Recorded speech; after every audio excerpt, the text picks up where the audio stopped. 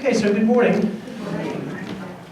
Thanks for coming. We are in, this is the fourth module of the Fit for the King program, and very specifically Fit for the King, right, for our Creator. The whole idea behind this, again, we'll talk about some of the things we've covered in the past, but it's based on a book by Dr. John Madeira. I always like to give him credit because probably about 50 or 60% of the material in here is his planned program. But the idea of Fit for the King is that God has plans for you. You know, He, as your Creator, has given you gifts and talents, and He has a plan for you, and it's important that we cooperate with that plan. And in order to do that, we need to be healthy. In order to be healthy, we need to follow certain things. And many of the times that we're not healthy, it's because we just didn't know any better. In a lot of cases, we just didn't know any better.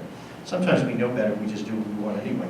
But a lot of times it's because we just didn't know any better. So the whole idea of this program is to kind of educate you a little bit, to give you some ideas, to give you some thoughts as to how you can be a healthier you, how you can be a better version of yourself, as Matthew Kelly likes to say. So as Sister Kate was just saying, you know, the whole goal of this is to live long, live well, and die healthy at a ripe old age. That sounds pretty good, right? I always think of my pastor when I first came to St. Joseph's in Babylon, and you know, he passed in his sleep with the Bible in his lap. Isn't that a nice way to go? You know, so he lived a good, strong, active life, and then just one day went to God. You know, that's kind of a nice thought, right? So make it your goal to live long, but not just live long, but to live well and to die healthy at a ripe old age. That's kind of the goal of this program. We talked about the fact that we live in a health continuum. At one end of the continuum is the healthiest us that we could possibly be, okay? Eating all the right things, drinking all the right things, getting all the exercise, not doing any of the wrong things in life, having a great mental attitude, you know, being perfectly adjusted from a spinal standpoint, you know, all your nervous system, all your tissues and organs in your body functioning as optimally as possible. The other end of the spectrum are the double stuffed Oreo cookies, the Hostess cupcakes, okay? Sitting around on the couch all day watching TV, not getting any kind of exercise in, drinking the wrong things, not drinking the right things, eating the wrong things, not eating the right things. The worst possible us we can be. We probably are at neither end of the spectrum, although some of you might be at the very, you know, good, very positive end of the spectrum. But the reality is we live somewhere in that continuum. And we live our lives in that continuum. We live each moment in that continuum, each day in that continuum. What do I mean by that? Some days we're closer to the better version of ourselves than we are at other days. Some moments we're closer to the better version of ourselves than we are at other times of the day. So it's kind of a moment-by-moment thing. And what's important about that is no matter where you are in the continuum, by following some of the things that we'll teach you, hopefully, you can move closer to that better version of yourself, mentally, physically, emotionally, spiritually. Okay, make sense? And of course, that's what that says. Every step you take, every little step you take makes a difference. Okay, it can make a difference in moments. It can make a difference in weeks or months or years or decades. Okay, but every step that you take in a positive direction, especially, will have some good change and bring you again closer towards that better version of yourself. So today we're going to talk about cancer-proofing your life, and to lead into that, we'll talk a little bit about, you know, just to give you an idea of why this is important. This is my favorite little research journal. It's called the New York Post. But it has a good source. It's the World Health Organization, okay, which we're all familiar with, right? Cancer cases will surge by more than 70% over 20 years in a global tidal wave of the disease the World Health Organization warns. The disease cannot be beaten by treatment alone. So research must shift toward prevention, and that's really what we're going to talk about today. That's why it's important that I share this with you. Research must look at ways to persuade people to smoke and drink less, eat better, and exercise more. And its authors call for taxes, of course, health warnings, and add restrictions on alcohol and junk food to protect against the disease. All right, so very topical. Okay, it's an important thing to look at. You know, you go back to Genesis and the creation, okay, whether you believe it happened in 7 days or billions of years, we are the crown of God's creation. I think we can all agree with that, right? I mean, as much as a rose is beautiful, we looked at that in the first episode, there's nothing compares to the human being and what God has created. Where are my biology teachers? Any biology teachers? Okay, so now just to give you, just to remind you of some of this stuff, you've all had it. Two very tiny cells, right? One from the man, one from the woman, two microscopic cells come together, each with half the DNA necessary to create a human body. They come together and merge. Now you've got a full complement of DNA, and that cell splits into two, two into four, four into eight, eight to 16, 32 to 64, 132. How far can I go? But it keeps multiplying until it's just this little blob of cells. And every one of the cells in that blob of cells has all the information necessary to run the human body. In fact, in your bodies now, every single cell in your body has all of the DNA information that is necessary to run the body. But each cell only uses a subset of that information. So the stomach cell only uses the information it needs to be a stomach cell. The lung cell only uses the information it needs to be a lung cell. Got it? But every cell has a full complement of the information. What's interesting is that big glob of cells, all right, eventually starts to differentiate, which means that some of those cells now, again, it's miraculous. Some of those cells now decide, I'm a liver cell, and they move towards where the liver is going to develop. Some of those cells decide, I'm going to be a leg cell, a muscle cell, and it moves to where the legs are going to develop. It's just miraculous. It's absolutely miraculous. I had the opportunity to see this at high speed, to watch the development of an embryo at high speed, and it's just incredibly amazing to watch whole masses of tissue move across the fetus as it's developing to become what it's meant to be.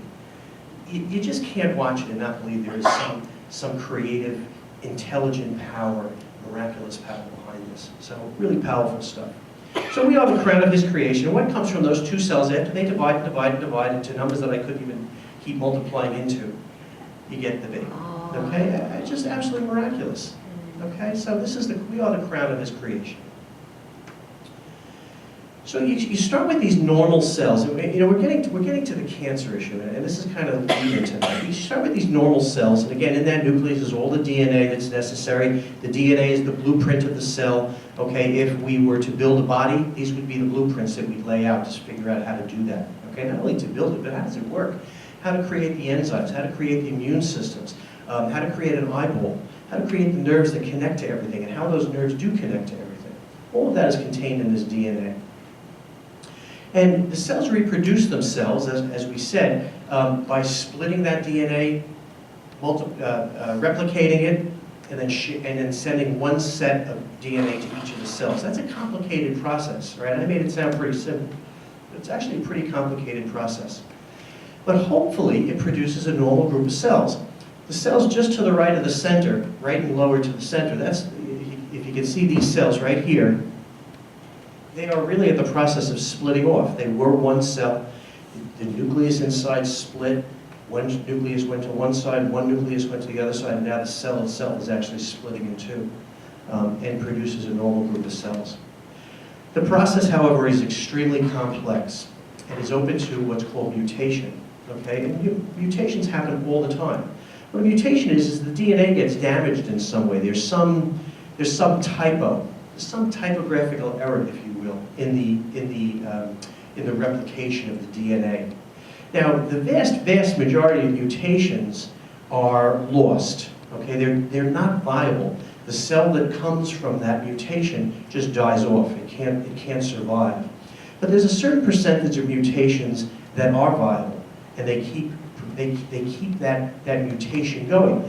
Now, in some cases, that's really good. Okay, so I mean, if you look to I guess it was Darwin's original exploration into the idea of evolution. If you have a white moth that's living in a forest of black trees, well, if suddenly that moth mutates and the next generation is a black moth, well, the black moth is more camouflaged than the white moth. Well, the birds come along, and guess what the birds are eating? They're eating the white moth because they don't see the black moth. The black moth now is left to keep promoting that mutation. So that's an example of a good mutation. We have them in human beings as well. Some of them, the advantage is obvious, some is not. Blue eyes are a mutation at some point in our lives. And, in our evolutionary track, somehow we got blue eyes. No real advantage to that other than the fact that they may be more attractive. somebody might feel they're more attractive, but genetically, there's no real advantage to that. So some mutations survive and are good.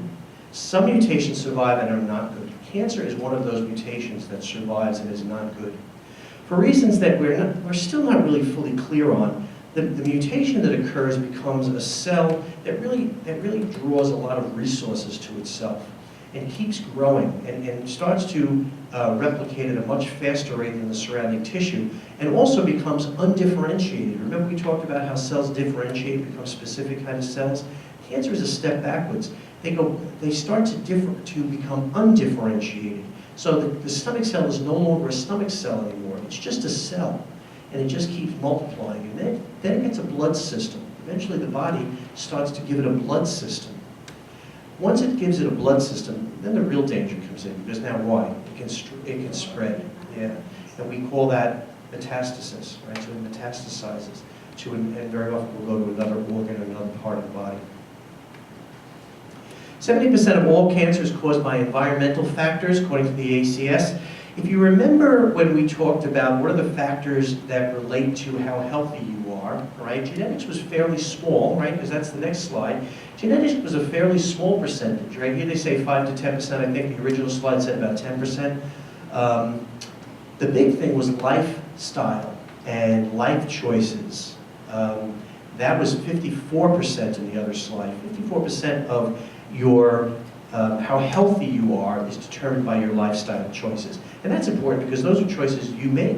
Okay, those are things you don't have control over your genetics. All right, from the time those two cells came together, your genes were locked in stone. Okay, to a large extent, but you do have a choice of the lifestyle changes that you make. So as we said, damage to the DNA is the cause